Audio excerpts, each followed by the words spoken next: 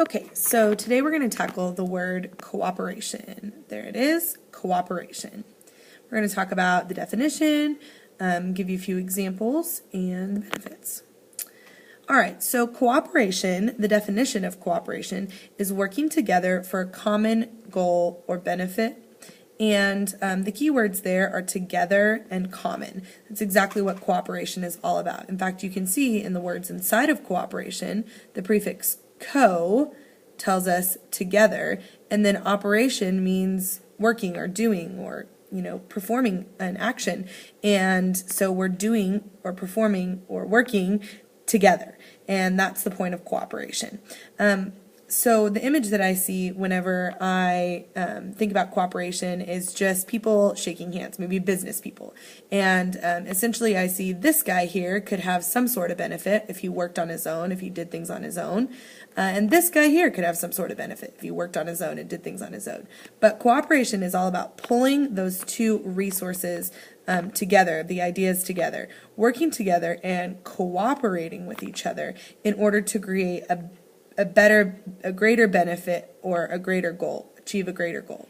When you work together, like I said, you might be able to achieve a little bit on your own, but when you work together, that benefit or goal, the benefit goes up or the goal is achieved quicker. And so that is why cooperation is such a good thing.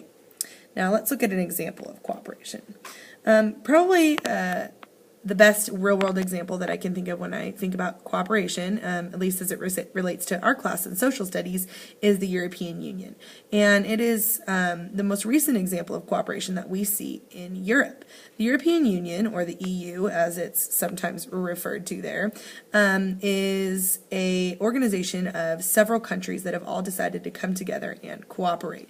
Individually, they each have their own governments, their own cultures, their own geography, but they have one joined thing, and that is that they all belong to the continent of Europe. And so they decided to have more in common and to cooperate even more. They decided that they were going to join their governments and their economies and even their cultures in order to create this one unified state of Europe. And so that's what the European Union is all about.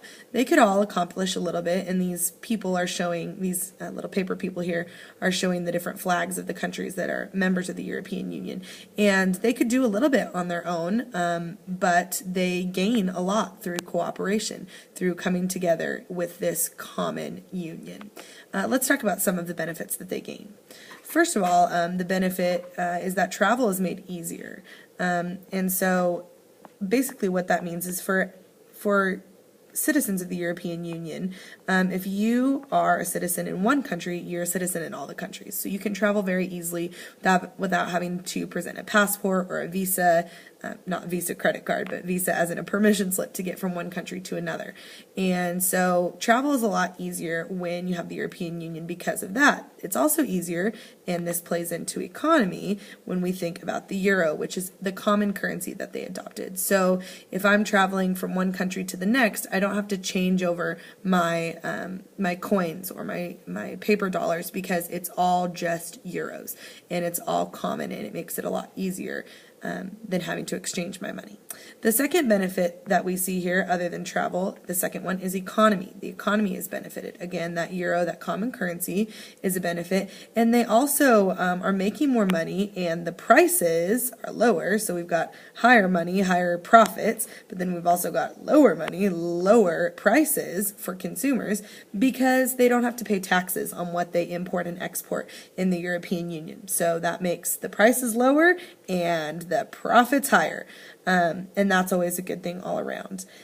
The final benefit that we see in the European Union is a benefit in government, and this is basically where all of these small countries of Europe might have had a little bit of power, a little bit of clout, a little bit of influence in being a smaller country. But when they join forces and when they decide to cooperate through something called supranational cooperation, it provides a little bit more power behind them, and they are able to make decisions more, vote on things, and have a higher voice, a better voice in their vote. And so that's the benefit of that as well.